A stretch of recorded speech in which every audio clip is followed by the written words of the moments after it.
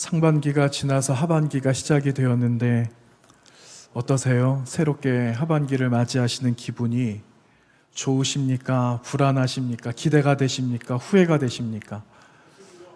기대가 되십니까? 네. 기대가 되시죠? 네. 언제 말씀을 드렸는지, 수요일 날 말씀드렸는지, 아니면은 새벽 시간에 말씀을 드렸는지, 죄송합니다. 저도 자주 깜빡합니다. 목사님 계시는데, 네, 어쩔 수 없는 것 같아요. 제가 그런 말씀 드린 것 같아요. 반이 지났잖아요. 반이 지났어. 이렇게 말하는 사람이 있는가 하면, 반이나 남았다. 이렇게 말하는 사람이 있다는 거예요. 여러분은, 반이나 지났네. 어떡하지? 이렇게 말씀을 많이 하세요. 아직도 반이나 남았구나. 어느 쪽에 속하세요? 반이나 남았다. 이렇게들 말씀하실 거라고 생각을 해도 되겠죠? 네, 말을 참 어렵게 합니다. 우리는 맥주절을 보내지 않아요.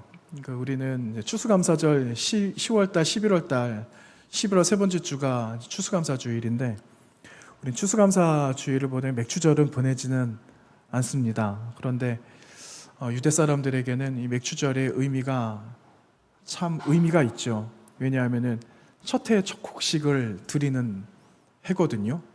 그러니까 참 의미가 있다라는 거예요. 6월절이 지나면은 오순절까지 6월절 끝나고 며칠 지나요? 오순절이죠? 50일이잖아요. 그런데 50일 되기 전에 1일부터 해서 49일까지 이 안에는 77절 이렇게 말을 하거든요. 근데 그 사이에 어떤 곡식을 거두게 되느냐 하면은 어떤 곡식 거둘까요? 보리를 걷습니다. 보리 추수를 하거든요. 그런데 성경에서 말하는 이 맥주절에는요, 보리를 드리지 않아요. 50일째 되는 그때부터는요, 하나님께 처음 올려드릴 그날 오순절이라고 하거든요. 그런데 그때 거두어 드리는 처음 곡식은 밀입니다. 그래서 성경에 말하는 맥주절 지켜라 하는 그때는요, 보리로 드리는 게 아니라 밀로 드리는 거죠. 하나님께서는 맥주절 지켜라. 3대 절기 가운데 하나가 맥주절이거든요. 첫 곡식을 거두어서 하나님께 밀로 처음 예물로 올려드리는 거죠. 여러분 왜 드려야 될까요? 드리는 예물 위에 어떤 마음이 있습니까? 감사하는 마음이 있잖아요. 여러분 오늘도 예물 준비하셨을 거예요. 그런데 감사하는 마음으로 준비하셨잖아요. 무엇을 위해서 하나님께 감사를 드렸을까요? 하나님 반년 살아왔어요. 이제 반년 살아갑니다. 반년도 하나님의 은혜였는데 남은 반년은 더 큰 하나님의 은혜가 기대가 됩니다 하는 마음으로 우리가 감사로 드리잖아요. 이 이스라엘 사람들은요, 너무너무 불안했다라는 거예요. 뭐가 불안했느냐? 비가 와야 되거든요. 바람도 불어야 되거든요. 근데 때에 따라서 비가 오지 않으면은 밀을 얻을 수가 없는 거예요. 밀이 주 양식이기 때문에. 그래서 혹시나 하는 마음에 한 달 먼저 거두어 드리는 보리가 있거든요. 보리를 먼저 뿌리고 거두게 되는 겁니다. 그렇지만 이들의 주 양식인 밀로 50일째 그 이후에는요, 첫 곡씩 거둔 밀로 하나님 앞에 감사로 올려드리는 그 예물인 거죠. 당연하죠. 우리가 뿌리고 우리가 수고한 것이 있죠. 그렇지만 우리가 뿌리고 수고한 것 이외에도 보이지 않는 하나님의 은혜가 있어요. 그 은혜가 비를 내려주시는 하나님이 계셔야 되고 바람을 불게 하시는 하나님이 계셔야 되고 그리고 일조량도 좀 적당하게, 너무 많아도 안 되고 부족해도 안 되고 딱 알맞는 하나님의 은혜가 사람의 힘으로는 감당할 수 없어서 그 은혜를 날마다 간구해야 하기 때문에 이거를 주신 하나님께 감사하는 마음으로 올려드리는 그들의 마음, 성경에 기록되어져 있는 그들의 마음으로 첫 예물을 하나님 앞에 기쁨과 감사로 드렸다라는 겁니다. 여러분 반년을 살아왔는데 말씀드린 것처럼 우리 힘으로 한 것도 있어요. 근데 우리 힘으로 되지 않는 것도 있잖아요. 이것은요, 하나님께서 도와주시지 않으시면 감당할 수 없는 일이라는 거죠. 남은 삶도 그렇죠. 올해의 마지막 6개월 남은 삶만 그럴 것이 아니라는 거예요. 남겨져 있는 우리의 모든 삶이 하나님이 도와주시지 않으시면 단 한순간도 설 수 없다라는 걸 여러분 기억하여 되겠습니다. 여러분 그런 마음으로 오늘 맥주절의 의미들을 다시 한번 새기고 하나님을 의지하겠습니다 하는 그 결정과 결단이 오늘 이 자리에 저와 여러분의 마음속에 다시 회복되어지는 귀한 시간이 되시기를 부탁드립니다. 오늘 나누었던 사무엘하 5장의 말씀은요, 다윗이 통일 왕국의 이제 진정한 왕이 되었습니다 하는 그 내용을 전하고 있는 말씀입니다. 그런데 이 다윗이란 사람이 왕 되기까지 참으로 어려웠다라는 걸 여러분 아시잖아요. 어느 한순간에 그가 기름 부어서 왕 되었다라는 것 아닌 거 여러분 아시잖아요. 여러분 이 말씀의 배경들을 먼저 좀 보면은 이미 사울 왕은 죽었어요. 그의 아들 요나단, 형제처럼 사랑했던 다윗이 사랑했던 요나단도 죽게 되었습니다. 길보아 전투에서 전사하고 말잖아요. 그러면은 사울이 다스렸던 그 초대 이스라엘이 이제는 패권이 다른 사람에게 넘어가야 되는데 그 사이에 누가 들어오냐? 이스보셋이라는 남은 아들이 사울의 뒤를 이어서 왕이 됩니다. 그런데 그 이스보셋이 왕이 되기까지는 그의 힘으로 되지 않아요. 사울의 형제가 있었어요. 사울의 사촌이 있었죠. 아브넬이라는 사람이 있었습니다. 그 아브넬이라는 사람이 남겨져 있는 사울의 아들 이스보셋을 왕의 자리로 올려서 아버지 다음으로 이스라엘을 통치하는 왕으로 삼았는데 이게 나중에 실패하고 맙니다. 그 사이에 어떤 일이 있게 되었는가? 사울의 첩이었던 그 리스바를 이 아브넬이라는 사람이 통간을 하게 되는 거죠. 그래서 이 사실을 이스보셋이 알게 되어요. 발각이 되는 거죠. 그래서 이러한 관계가 가족 간의 혈연의 관계가 서로 악화가 되어지고 결국은 내가 살아남지 못하겠다라는 그런 위기감을 가진 이 아브넬이라는 사람이 누구에게 가는가? 오늘 통일 왕국을 이루는 이 다윗에게 찾아가게 되는 겁니다. 그런데 이를 받아주지 않습니다. 요압이라는 다윗 왕의 군대 장관에 의해서 아브넬이 죽게 되어요. 그러니까 이스보셋이라는 사람은 자신을 왕으로 세웠던 후견자가 없어지게 되었잖아요. 하루아침에. 그래도 내 피부친데 이 후견인이 없게 되니까 위태롭게 되는 겁니다. 결국 이스보셋마저도 죽임을 당하게 됩니다. 그런 다음에 세워진 사람이 여러분 오늘 본문에 나오고 있는 다윗이란 이 사람이 이스라엘을 통치하는 두 번째 왕으로 세워지게 되었다라는 그 말씀이 이제 오늘 말씀입니다. 여러분 처음에도 말씀을 드렸는데 다윗이 왕 되기까지 얼마나 걸렸을까 하는 거예요. 처음에 기름 부음을 받았잖아요. 사무엘 통해서.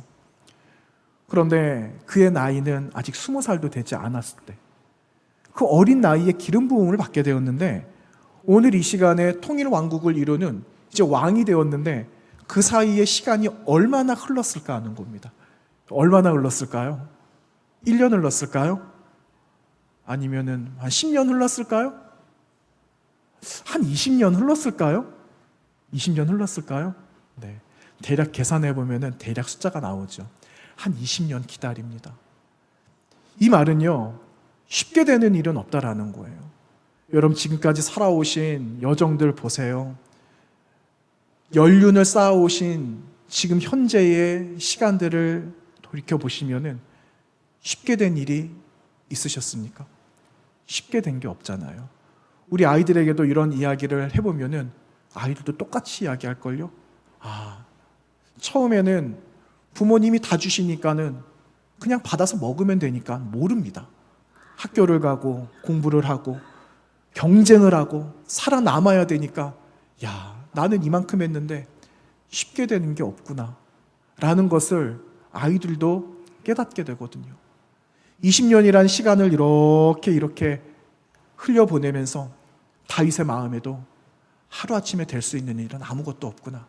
하나님이 함께 하셔야 되는구나 라는 것을 여러분이 깨달으셨던 것처럼 다윗도 그러한 마음을 깨닫지 않았을까요? 여러분 다윗은요, 오늘 본문에 헤브론이라는 곳이 자주 등장을 하거든요. 그런데 이미 이스라엘에서 왕으로 세움받아 40년을 통치를 하게 되는데 그 전에 33년 통치하기 전에 7년, 정확하게 7년 6개월이라고 오늘 본문은 나옵니다. 7년 6개월을 헤브론에서 왕이 되었어요. 거기서 헤브론을 통치하고 있는 그때에 이제 유다 나라와 헤브론을 같이 통치해야 되는 이제 막중한 임무를 갖게 되었다라는 것을 오늘 말씀에 기록하고 있습니다. 7년 6개월을 헤브론에서 미리 통치하고 있었던 그 시간, 그리고 33년을 더 채워나가야 되는 그 시간, 오기까지는 순탄하지 않았다라는 것을 우리는 알 수가 있습니다. 여러분, 어떤 어려움들이 있었을까요? 다윗에게 얼마나 많은 어려움들, 어떤 어려움이 있었을까요? 사울과의 갈등이 아마 가장 큰 어려움이었을 것 같습니다. 여러분, 다윗이 사울에게 기름 부음을 받았잖아요.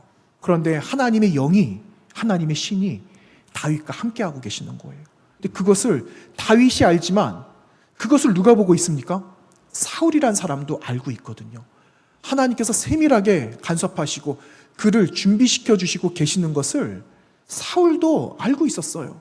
그러니까 그의 마음속에 드는 것은, 야, 어서 이 다윗이 빨리 성장을 해서 내 뒤를 이었으면 좋겠다는 그런 마음보다는 시기하는 마음, 질투하는 마음, 그가 가지고 있는 창을 집어던져서 그를 죽이고 싶어하는 그 마음이 사울의 마음속에 있지 않았습니까?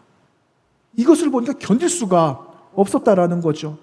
사울에게 다윗은 눈에 가시였기 때문에 20년을, 성경은 우리가 대충 생각을 해보면 20년이라는 시간이라는 게 계산적으로 나오지만, 언제 내가 벗어나도, 언제 내가 자유함을 입고, 언제 내가 기름 부음을 받았는데 다시 온전하게 세워질 때 그 시간이 언제이지는 그는 아직 모르지만, 그 기다림의 시간과 달려가고 있는 현재의 시간이 그 얼마나 힘이 들고 고달팠을까 하는 생각을 한번 해보게 됩니다. 그런데 여러분, 어떻게 됩니까? 역사의 주인은 누구시죠? 하나님이시잖아요. 역사의 주인이신 하나님이 그와 함께 하시고 그에게 처음 기름 부어주신 하나님의 섭리와 계획이 결국은 20년이 지나는 이 모든 시간 가운데 완성되는 것을 보잖아요. 하나님이 하셨으니까.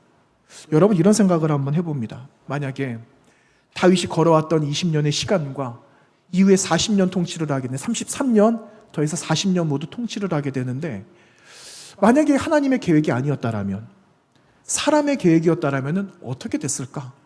이런 생각을 한번 해봅니다. 20년, 사람이 계획했는데 여러분 20년 기다릴 필요가 있겠어요? 그냥 뚝딱, 아니 이렇게 결정했으니까 그냥 망치 한번 두드리고 사람 세우면 되지. 하루아침에도 사람들을 통해서 다윗을 왕으로 세울 수도 있었을 겁니다. 그런데 그렇게 되지 않았어요. 만약에 사람이 계획한 일이었다면 여러분, 아마도 많은 계획들이 번복되었을 겁니다. 이 사람 세우기로 했는데 보니까 별로 마음에 안 든다. 다른 사람 하자. 다른 사람 알아보자. 이렇게 해서 아마 번복이 되고 번복이 되는 사이에 일이 완전히 그냥 망쳐지게 된다든지, 일이 다 그릇되게 된다든지, 이루지 못하는 일들이 아마 있었을 거예요. 사람이 계획했다면. 그런데 여러분, 하나님이 계획하신 일들, 20년이라는 짧지 않은 시간들이 다 지나가는 것 가운데 하나님이 이루시잖아요. 하나님이 그를 왕으로 세워주시잖아요.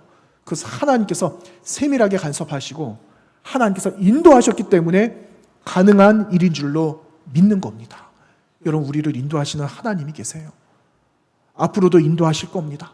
그 하나님이 여러분을 꼭 붙들고 계시는, 보이지 않는 하나님의 손을 의지하시면서 여러분, 마지막까지 주님 하실 일들에 대한 큰 기대감이 여러분의 믿음의 고백으로 나타나게 되시기를 부탁드립니다. 여러분, 다윗이 그걸 알았어요. 오늘 우리가 나누지는 않았는데 사무엘하 5장 12절 말씀이에요. 여러분, 우리가 보았던 말씀 조금 내려가 보시면은요, 12절 말씀에 이런 말씀이 기록하고 있습니다. 다윗이 여호와께서 자기를 세우사 이스라엘 왕으로 삼으신 것과 그의 백성 이스라엘을 위하여 그 나라를 높이신 것을 알았더라. 다윗이 알았다라고 말하고 있어요. 다윗이 무엇을 알았다고요? 나를 왕으로 세우신 분, 그 하나님이 나의 하나님이다 라는 것을 알았다라는 거예요. 그리고 이 나라 이스라엘을 높여주시는 분도 하나님이다 라는 것을 다윗이 알았다. 이 말씀을 12절 말씀에 분명하게 말씀하고 있습니다. 여러분, 그동안 지나왔던 삶을 돌아보니까 주마등처럼 지나가고 있는 그런 옛 과거의 모습들이 그의 눈에, 그의 생각에, 마음에 아마 새겨졌을 거예요. 초라한 목동의 삶이었잖아요. 그런데 어느 날 그를 택하여서 그에게 기름을 부으시고 오늘 이 시간에 이스라엘의 왕이 되기까지 자신의 노력 이하 그 어떤 것으로 된 것이 아님을 그는 분명하게 알고 고백하면서 하나님의 섭리와 인도를 따라서 기뻐하실 뜻을 위해서 내가 구했더니 하나님이 점점 강하게 하셨다라는 그의 고백이 여러분 오늘 말씀에도 함께 담겨져 있는 것을 볼 수가 있습니다. 여러분 10절 말씀은 뭐라고 기록하고 있습니까? 만군의 하나님 여호와께서 그와 함께 하심으로 다윗이 점점 강성하여 가니라, 이렇게 말씀하고 있어요. 여러분, 살아계신 하나님이 여러분과 함께 하시는 줄로 믿습니다. 그 하나님이 여러분을 강하게 하실 거예요. 하나님의 보이지 않는 손으로 하나님께서 역사하실 겁니다. 그 하나님이 내 하나님이다라는 그 믿음의 고백으로 여러분 남겨져 있는 우리의 모든 인생을 그분께 맡기는 훌륭한 믿음이 저 여러분 가운데 도전되어지기를 주님의 이름으로 부탁드립니다. 여러분 시편 127편 1절 이하 말씀에 이런 말씀이 기록돼요. 여호와께서 집을 세우지 아니하시면 세우는 자의 수고가 헛되다라고 말하고 있어요. 그리고 여호와께서 성을 지키시지 않으시면은 파수꾼의 경성함이 허사다. 옛 성경에는 그렇게 기록되었는데 파수꾼의 깨어 있음이 헛되다라고 이야기하고 있습니다. 여러분, 하나님이 함께 하셔야 되겠죠. 하나님이 세워주셔야 되고 하나님이 지켜주셔야만 가능한 삶임을 여러분 우리가 고백해야 되겠습니다. 여러분, 상반기 동안 하나님이 함께 하셨어요. 내가 이룬 일도 있습니다. 그런데 내가 이룬 일들 그 이후에 열매를 맺게 하신 분은 하나님이시다라는 거예요. 그 믿음으로 살아오신 것처럼 여러분 남겨져 있는 이 삶이 주님께 온전하게 맡기시는 저와 여러분 되시기를 다시 한번 부탁드립니다. 여러분, 그러기 위해서 우리가 결정해야 될 것들이 왜 없겠습니까? 무엇을 결단해야 될까 하는 겁니다. 여러분, 지난 반년 살아가시면서 한번 생각해 보시겠어요? 내가 아직도 붙잡고 있는 거 있는가? 내 힘으로 하려고 하는 거 있는가? 포기되지 않은 것들이 있는가? 기도하고 이렇게 이루어 주십시오라고 나는 기도했는데 아직도 내가 하려고 하는 내 의지가 아직도 그 안에 담겨져 있는가? 하는 것들이 혹시나 없는지 한번 여러분 마음으로 한번 되새겨 보시면은 어떻겠습니까? 그러기 위해서 우리가 결정할 것, 내가 할 수 있다라는 그릇된 의지를 내려놓겠습니다 하는 그 의지, 그 결단이 오늘 이 시간에 필요하다라는 거. 쉽게 말하면은 하나님 저의 교만함을 좀 꺾어주세요 이거예요. 내가 할 수 있고 내가 말할 수 있고 내 능력으로 할 수 있었다, 할 수 있다, 해왔다라는 그런 교만함들을 다시 내가 내려놓겠습니다 하는 그 결단을 하나님은 받으시기를 원하신다라는 겁니다. 고린도전서 13장 보시면 여러분 잘 아시는 말씀 나오잖아요. 사랑장 이렇게 말하고 있거든요. 고린도전서 13장 4절 말씀에는요 이렇게 기록합니다. 한 절만 제가 읽어드리겠습니다. 사랑은 오래 참고, 사랑은 온유하며 시기하지 아니하며, 사랑은 자랑하지 아니하며 교만하지 아니하며, 이렇게 말하고 있어요. 하나님의 사랑을, 그 사랑의 진수를 아는 사람은 자랑도 교만도 하지 않는다, 인내한다, 참는다, 많은 이야기들이 기록되고 있어요. 사람이 언제 교만해질까? 한번 생각해 봤습니다. 나는 언제 교만해졌지? 내가 언제 교만해져서 내 스스로도 내가 교만하다라는 것을 하나님 앞에 회개했지? 생각해 보니까는 나를 드러내기 시작하는 그 순간부터 제가 교만해지기 시작했다라는 것을 알게 되었어요. 내가 드러나면은요, 내가 난데라고 말하는 거예요. 그러니까는 주변의 사람이, 상황이, 그리고 돌아가고 있는 일들이 눈에 들어오지 않는 거죠. 교만하고 나를 자랑하기 시작하면은 결국은 실수하게 됩니다. 그 사람에게 실수하게 돼요. 말하는 것도 실수하게 됩니다. 그리고 무례함을 범하게 됩니다. 그래서 우리에게 갖추어져야 된 성령의 열매는요, 사랑이라는 거예요. 사랑. 여러분 마음속에 그리스도 예수의 사랑하는 마음이 있으십니까? 지금 가지고 계세요? 여러분 그 사랑의 마음을 다시 한번 끄집어 올리셔서 회복하시기를 바라고 그 사랑으로 세상을 정복해 가시기를 부탁드립니다. 바울께서 그런데 자랑을 하십니다. 사랑 자랑하는 거 아니라 그랬는데 고린도후서 12장에 보시면 거기에 사도 바울께서 자랑하는 것이 좀 나와요. 이 도대체 왜 자랑을 하고 있을까 하는 거죠. 사실은 자랑할 수밖에 없는 이유를 그가 고린도후서 12장에서 말씀하고 있습니다. 특별한 체험을 했잖아요. 여러분, 하늘나라에 갔다 오신 분 계세요? 기도하시면서 하나님 나라를 환상으로 보신 분이 계십니까? 예전에 내가 본 천국 이런 책도 있었어요. 펄시 콜레 박사가 쓴 아주 오래된 80년대 초에 나왔던 내가 본 천국 이런 거 있었잖아요. 근데 그거 말고도 하나님 나라 갔다 오신 분들이 간증하는 이야기를 많이 들었어요. 여러분, 그런 이야기 들으시면 어떠세요? 나도 하나님 나라 가고 싶다 이런 마음 드세요? 그렇죠? 들 때도 있고 두려운 마음도 있어요. 바울께서 나는 하나님 나라에 갔다 와봤잖아 이거를 고백을 하고 있는 거예요. 그런데 그냥 하나님 나라가 아니에요. 어떤 하나님 나라냐? 하나님의 나라가 급이 있는지는 잘 모르겠습니다. 셋째 하늘에 갔다 왔다 이렇게 말을 하는데 그 셋째 하늘이 도대체 어디일까? 옛날 성경에 3층천 이렇게 말했거든요. 그것이 어딘지는 잘 모르겠어요. 그런데 고린도후서 12장 4절 말씀에 낙원 이런 단어가 나옵니다. 낙원. 낙원이 하나님 나라 아니겠어요? 그런데 많은 학자들이 그 낙원은 하나님께서 만들어 놓으신 아름다운 하나님 나라 가운데 단연 으뜸인 가장 거룩한 곳일 것이다 라고 학자들이 말합니다. 학자들이 가봐서 알겠어요? 학자들도 그냥 생각하고 그럴 것이다 라고 이야기하는 거죠. 그런데 나는 그런 곳을 다녀왔잖아 하면서 바울 사도께서 이야기하고 있는 겁니다. 자랑하고 있는 거죠. 그런데 그것이 사실은 내가 자랑할 것이 못돼 라는 그의 본마음이 있어요. 그럼 왜 자랑하고 있을까 하는 거예요. 여러분, 사도 바울께서는 이방인의 사도였거든요. 이방 사람들에게 복음을 전하는 것이 동족 유대인들에게는 마땅하게 받지 않았어요. 핍박을 당하죠. 동족들에게 위험당해서 생명을 잃어버릴 뻔한 일들도 있었습니다. 얼마나 많은 핍박이 있었는지 몰라요. 그런데 그 가운데 거짓 선지자들도 있었잖아요. 이렇게 복음 아닌 엉뚱한 걸 가지고 와가지고 나도 받았다, 나도 선지자다, 나도 하나님 사람이다 이러면서 바울과 대립했던 거짓 선지자들이 있었잖아요. 이 사람들을 이겨내려니까 도무지 안 되겠다, 내가 비장의 카드를 쓸 수밖에 없다 해서 말씀하신 것이 내가 셋째 하늘 거룩한, 지극히 거룩한 하나님의 그 나라에 내가 갔다 왔다 라는 것을 말하기 시작했다라는 거예요. 그렇지만 내가 지금 이렇게 말하는 것도 사실은 드러내려고 내가 드러내고 싶어 말하는 것이 아니다라는 거예요. 굳이 내가 어쩔 수 없기 때문에 말할 수밖에 없는 그 형편을 부득불 내가 자랑한다라는 그 말씀으로 고린도후서 12장에서 그가 말씀하고 있는 것을 볼 수가 있습니다.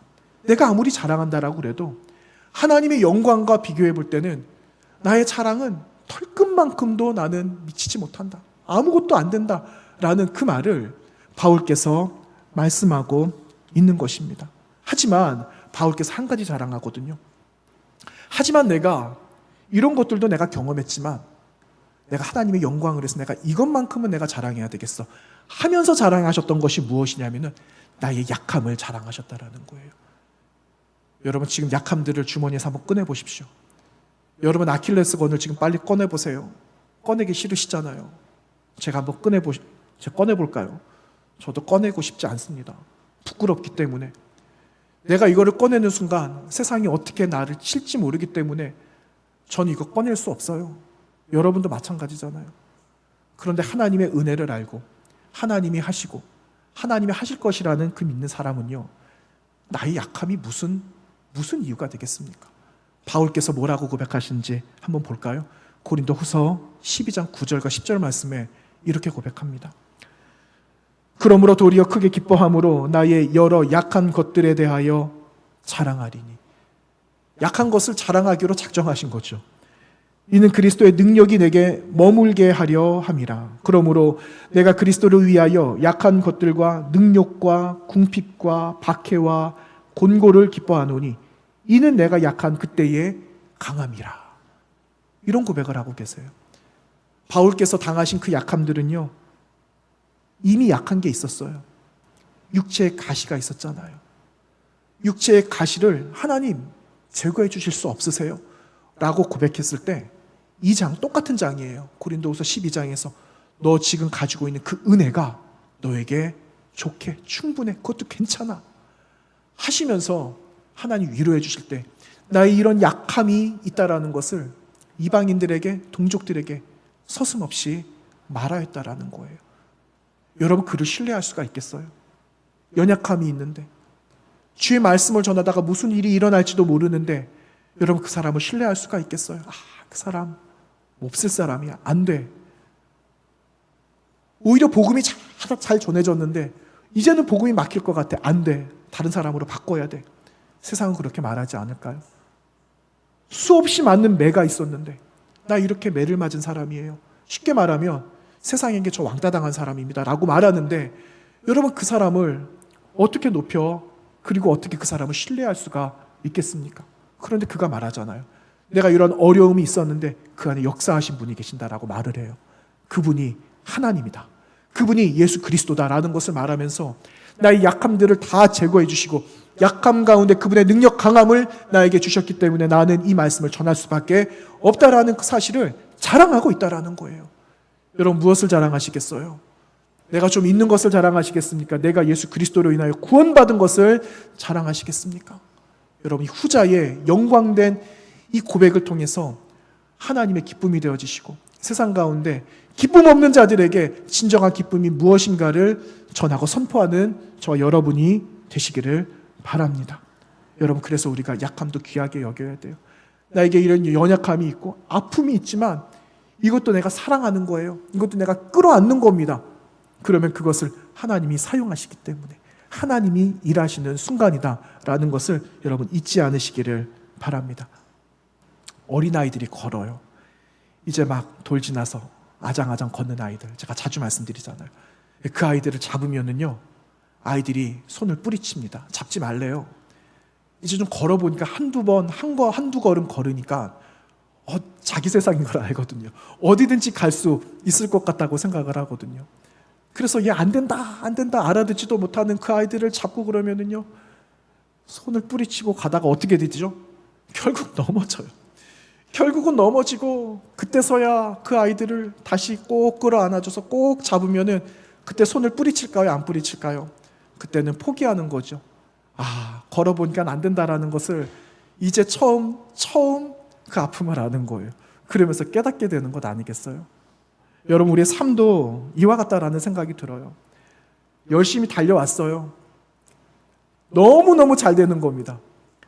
이렇게도 되는구나 라고 해서 앞만 보고 달려가죠. 얘야, 좀 천천히 가라. 조금 천천히 가. 그런데 그 이야기가 들리지 않아요. 빨리 가야 됩니다. 조금 더 벌고 예수 믿어도 됩니다. 이렇게 말을 해요.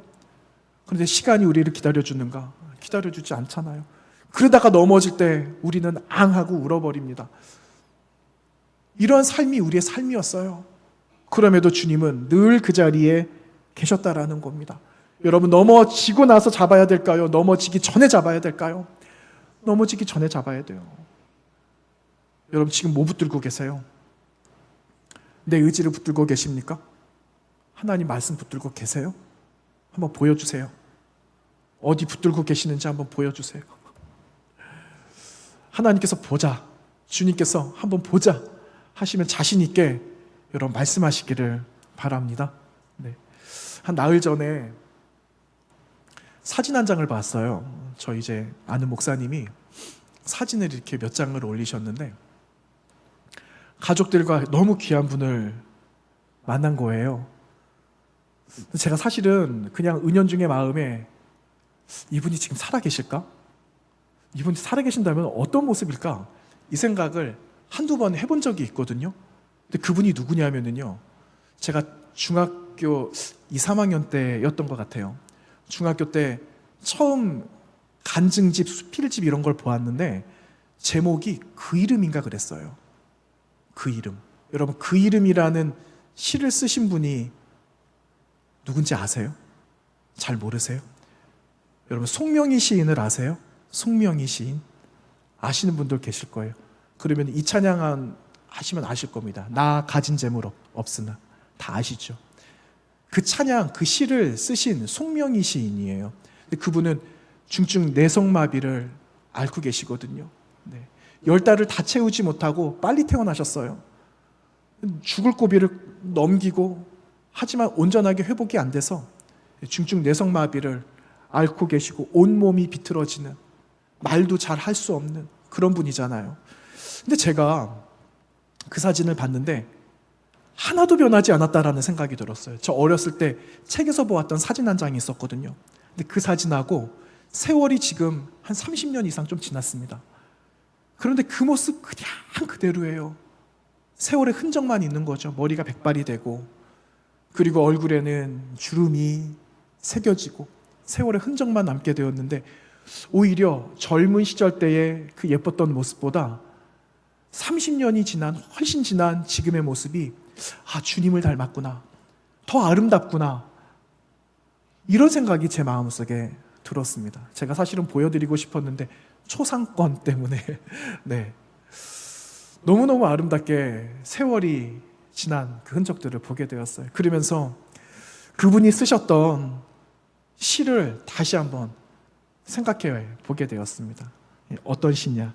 조금 전에 말씀드린 나라는 그 시의 식구입니다. 여러분 아시지만 한번 제가 읽어드릴 거예요. 화면에도 나올 겁니다. 네.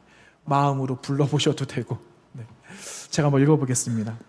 나 가진 재물 없으나, 나 남이 가진 지식 없으나, 나 남에게 있는 건강 있지 않으나, 나 남이 없는 것 있으니, 나 남이 못 본 것을 보았고, 나 남이 듣지 못한 음성 들었고, 나 남이 받지 못한 사랑 받았고, 나 남이 모르는 것 깨달았네. 공평하신 하나님이 나 남이 가진 건 나 없지만 공평하신 하나님이 나 남이 없는 것 같게 하셨네. 여러분, 이러한 영성이 어디서 나왔을까? 여러분, 이러한 영성이 풍요로울 때 나올 수 있을까요? 내가 모든 것이 다 만족스러울 때 나올 수 있겠죠. 왜냐? 하나님이 나에게 주신 은혜가 있으니까. 그 은혜로 우리는 이러한 글들을 쓸 수도 있을 거예요.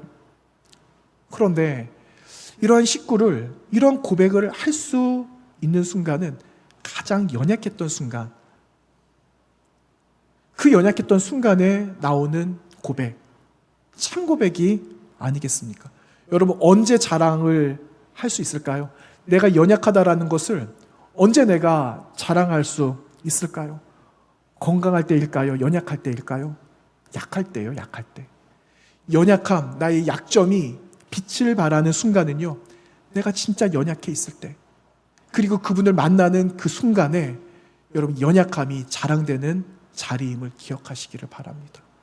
뿐만 아니라 지금까지 풍요롭게 하신 것도 하나님께 감사할 수 있어야 돼요. 근데 풍요 이전에 여러분, 고난이 먼저 계셨잖아요. 그래서 그 고난을 생각하면 풍요로울 때 만난 하나님보다 잊지 못하는 하나님이 더 선명하잖아요. 그래서 그 이야기를 하잖아요. 그 이야기를 들려주시잖아요. 그렇죠? 예. 저도 가끔씩 그런 이야기 자주 들어요. 주변에서 옛날 이야기, 힘들게 살았던 이야기, 힘들었지만 하나님께서 새롭게 하신 이야기, 회복시켜 주신 이야기, 더 놀라운 일을 행하신 하나님의 이야기들을 여러분을 통해서 듣고 있어요. 여러분을 통해서. 저에게 가장 그 이야기를 많이 해주신 분이 어디 있겠습니까? 가장 가까운 곳에 있는 분들이죠. 다 여러분이 저에게 들려주신 이야기입니다.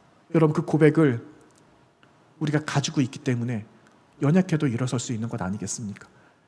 여러분, 바울이 위대한 사도가 되고 왕이 되었던 것이 그의 무슨 능력 때문에 왕되고 위대한 전도자가 되었습니까? 아니었잖아요. 이렇게 연약한 시간들을 통해서 가꾸시는 하나님의 섭리가 있었고 하나님의 일하심이 있었기 때문에, 역사가 있어서 하나님께서 왕되게 하시고 이방인의 사도가 되게 하시고 오늘날 저와 여러분은 하나님을 섬기는 백성이 되게 하셨잖아요. 그 감격과 감동을 잊지 않아야 한다라는 거예요. 그 사실을 여러분 믿음의 고백으로 갖고 가시기를 바랍니다. 여러분, 약해지고 연약해질 때에 기뻐하시는 영성이 저와 여러분 가운데 있게 되기를 바랍니다. 약할 때 그리스도의 능력이 자랑됨으로 연약한 나를 통해서 강한 하나님의 역사가 나타나기를 여러분 간절히 소원하시면 그 자리에서 이루시는 하나님의 역사를 보게 하실 줄로 믿습니다. 여러분 이번 한 주간 살아가실 때 겸손함의 영성도 회복하시고 강건한 영혼을 사모하시고 그리스도의 능력이 저 여러분을 통해서 세상으로 뻗어나갈 수 있도록 하나님 역사해 주십시오 하는 그 믿음으로 이번 한 주간뿐만 아니라 남겨져 있는 반년뿐만 아니라 여러분의 모든 삶을 주님께 맡기며 살아가게 되시기를 축원합니다. 기도하겠습니다. 하나님 감사합니다. 주님께서 저희들 사랑하여 주셔서 오늘 이 시간에도 귀한 자리에 주님의 영광을 사모하며 주께서 주시는 마음, 주께서 주시는 은혜를 우리의 마음속에 채우게 하시니 감사합니다. 주님 은혜 없이는 살아갈 수 없었음을 고백하며 다시 주님 앞에 겸손하게 머리를 숙이게 하여 주시고 우리의 모든 삶의 역사의 주관자가 되시는 주님을 의지하며 날마다 주님께 모든 것 맡기며 나아가는 믿음의 성도들 다 되도록 인도해 주옵소서. 예수님 거룩하신 이름으로 기도하옵나이다. 아멘.